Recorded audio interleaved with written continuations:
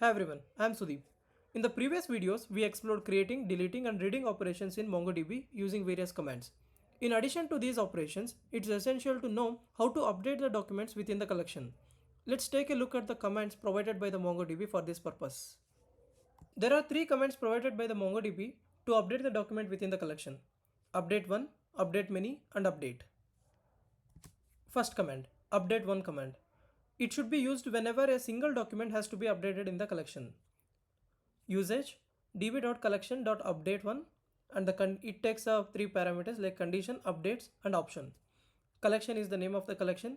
Condition is the criteria that must be satisfied by the document on which we are updating the values. Updates represents the value that needs to be updated in the matching documents. And options, there are like upset and multi. There are multiple options that you can give for this command. We will be exploring it in the upcoming videos. Second command, update many. It should be used whenever more than one document has to be updated.